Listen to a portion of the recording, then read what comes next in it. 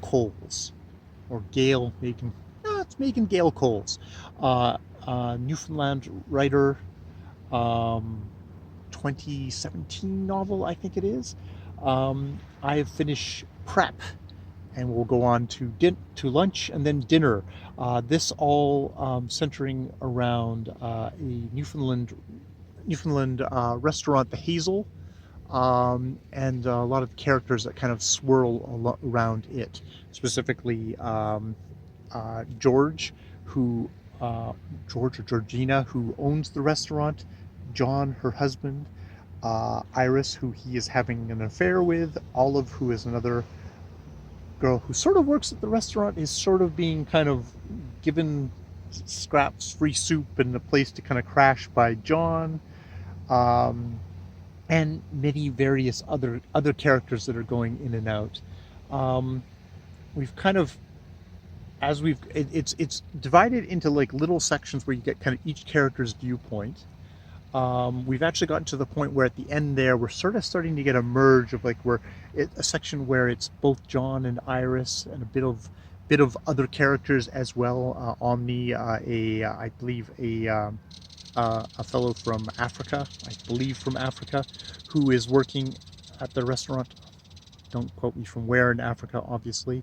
Who gets called Nan by some of the characters, John and George, who kind of are dismissing him as kind of a mothering character.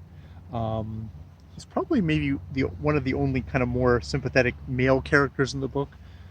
Characters in general in the book. I think a lot of the others are really messed up Newfoundlanders, histories of alcoholism, sexual abuse, just kind of horrible misogyny on the male characters of the male characters. You know,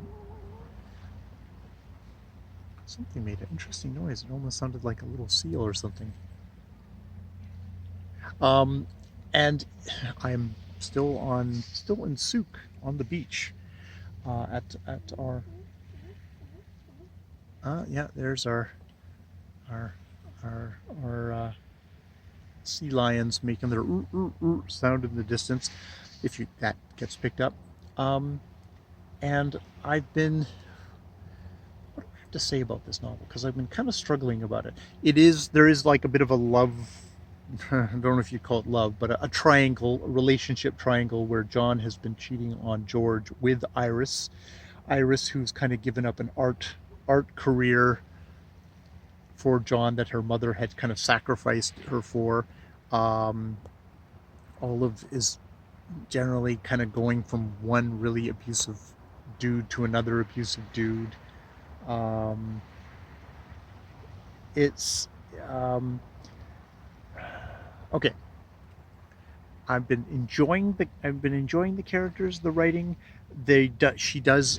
Coles does have that habit of like wanting to do these little pithy one line short little sentences every once in a while, which I feel like is this big exclamation point, the big punchline, which I feel like its power gets lessened every time it gets used, and it gets used a lot.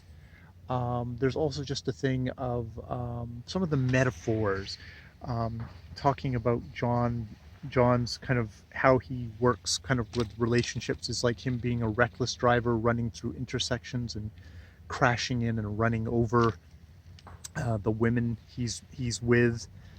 He is definitely a towering man-child, as is mentioned, but it seems like one of these very kind of like, I don't know, forced or tired metaphors, like, oh, he's a car crash waiting to happen, as sort of rolling my eyes, because they happen fairly thickly. They're starting to happen fairly thickly within the book.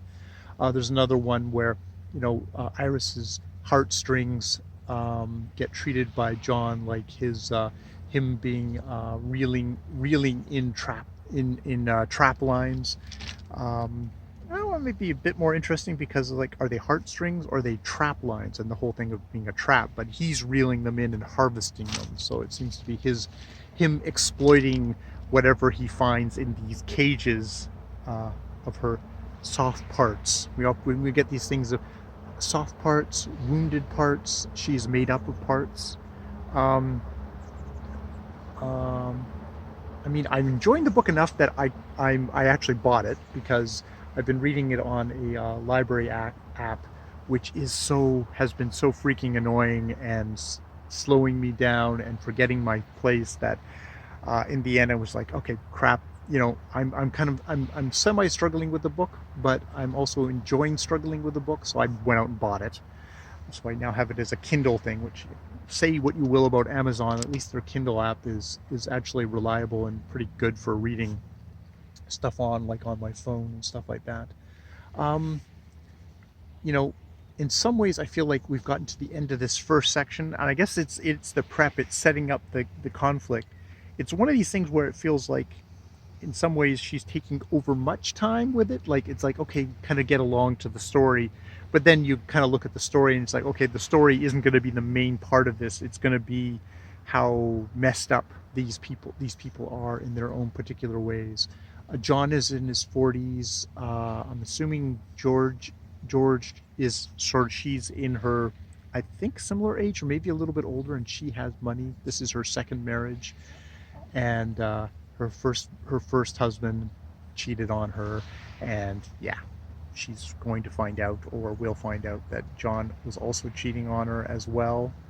So there's that. Even like the reason, kind of a reasonably successful woman in this society is getting messed over by her choices in the males in this society. But it's like the males are misogynist assholes, but there's also the thing of the women are sort of, they expect it. It's just like it's a fact of life. It's like this is what's going to happen. You can only expect this from the males here. Um, and however much that is a universal, and however much that might depend on what your views of men are. We do have this character of Omni, who is kind of an outsider, who seems to be kind of shown as a little bit different. There is sort of a thing of like him being, um, you know, also being a black guy. You wonder if this is like, oh, he's the magical character who's actually good, so he's not being actually kind of respected as an actual character in himself. I do slightly wonder about that. Like he's like a false little unicorn versus an actual viable. Oh, here's another way of being a male. Um, as I said before, I think Iris seems to be the most interesting character in that she's an artist and someone who might actually be able to get out of this shit, transcend this shit. Olive, as part native, seems really kind of trapped. Really seems like there's a whole thing of this book. It's like I know there's stuff that's called like Hicklet, which is like, okay, this is just misery porn of like, oh, this is how the lower classes are. And I don't know, this is me looking at this society from way outside, way across the country. This might as well be a foreign novel for me. Um, in a sense of like, I do not know anything about Newfoundland. I've never been there. Um, but is this Hicklet? Is this exploiting kind of the lower classes for their sordid stories? And there's a part of this which is a kind of a sordid soap opera in a way. They're all drinking and fucking and fighting, and it's like, oh, it's like an episode of Cops that you've come upon. I don't think that's the case. I don't think that's the case, but it does come up in my mind, come up in my head. All these down and dirty stories coming from Newfoundland of these the down to earth folk that we're supposed to kind of take as more authentic than anyone who's of different classes. That you might use as a writer, as your subject for easy dramatization versus, and a kind of escape from all us middle class people who are actually reading these novels. Like I have a hard time of thinking of any of the characters in this book actually reading Megan Gale Cole's novel. I don't think they would. I think it would be the townies up on the hill, the richer ones, that would actually read this book. So what does that have? What does that say if you don't feel like there's an actual audience that would be reading this book, or is contained in the novel, which, I mean, maybe that's a bullshit argument because I was reading The Innocents, and it's like that's a brother and a sister in a super isolated area, and like, yeah, they're illiterate, they're not going to be reading the book, so why am I making that objection now? I don't know. It's obviously being interesting enough, and I'm thinking about it enough that I bought the book and I'm gonna continue on with it. So yeah, that's the first section of small game hunting at the local Coward's Gun Club, which, Gun Club hasn't come up in this book yet, so I guess we'll have to see when we get roll credits scene where they actually mention a small game club and the cowards that they're thereupon in. Or is small game hunting a metaphor for the relationships, and the men are the cowards and the women are the game? Maybe, I don't know. That would be a very obvious metaphor, and if I get there, I will definitely then have some complaints about this book on its use of metaphors. Maybe I'll have some justification if I've spotted the metaphor already. All right, I will leave it there. More videos later.